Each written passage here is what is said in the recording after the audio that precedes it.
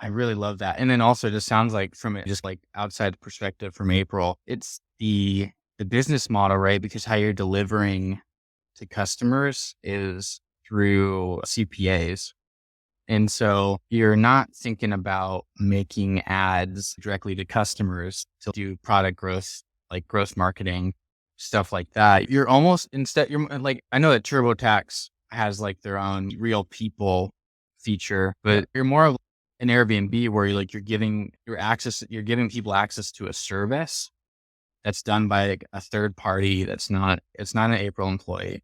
Right. Yeah. And you're just creating the application layer on top of it. And so like the game you're playing is like, how does someone access that service and interface with their CPA? And then you're probably thinking about like SOPs and policies and like designing the product to prevent bad behavior or manipulative behavior or unethical, I guess just in general, like unethical behavior on the CPAs. CPA can use the software potentially to manipulate them. So you have to think about that risk.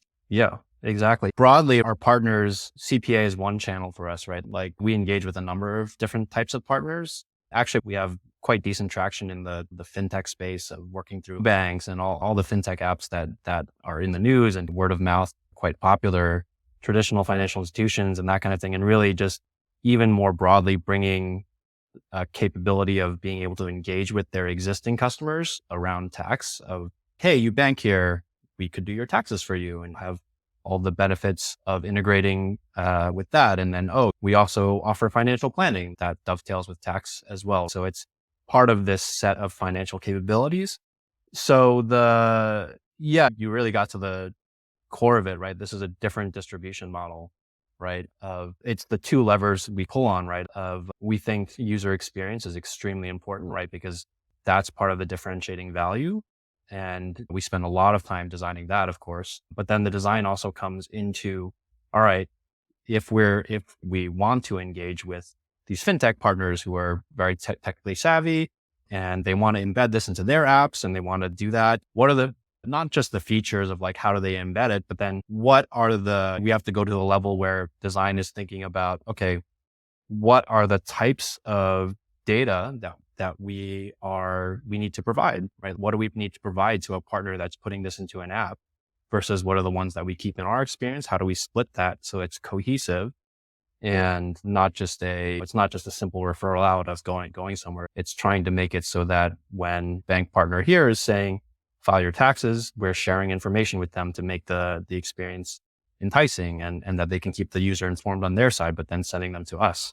That's becomes the kind of really interesting larger design challenge because that starts getting into, strategic design and thinking about, okay, we have these types of partners here. They engage in different ways. So the delivery model changes right now. Now you can even start thinking about APIs and more technical tools in addition to experience. Yeah. So like a produce space, it's very similar. I think it would like for like a little while, this is like a past product group.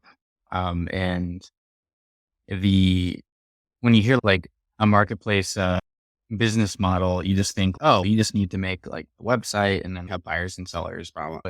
But the actual like problem space of like agriculture is it's very relationship focused and they already have systems that in place to help develop those relationships. It's trade shows there. And so produce trade shows are known to be like probably like one of the warmest type of trade show, most proactive trade show where all these agriculture companies get together and develop strong relationships and do activities that develop like trust, right? Because it's such a high risk, low margin business model. And so trying to just replace that with a Uber or DoorDash like interface from the get go. Spoiler alert, we found out that distribution model does not work. That's okay. Yeah. That's product. That's product. Like, yeah, exactly. It's how you learn, right? But now learning that it's similar to April where we actually provide SaaS like service to like medium sized to large distributors. And then the end customer is the grower. And then the mission of the company is to make the lives of growers better and give them fair terms and transparency in the supply chain, because that's where a lot of the manipulation and unethical behavior happens. is that they just don't see like what the distributor's doing with their product. They could just be like, oh, 25% of this is bad. And so you have any proofs? And it's no, but I'm not paying you the whole price. And they take on all the risks. They pay all the expenses to produce like our food. And so we're like, okay, cool. If we could control the experience of how these distributors interface with growers, one, it's a growth model. Like they'll bring the growers with us. And I learned this through doing like a customer interview tour in Mexico last year. It's like they'll bring the growers to us. We don't have to like market directly to the growers. You just have to build tooling and stuff that makes the experience of how they do business with the growers more ethical. And you make Yeah. the tools so good that they would be going back to the Stone Age if they didn't use your tools and your products. And then I guess like the final financial products is like the hook, right?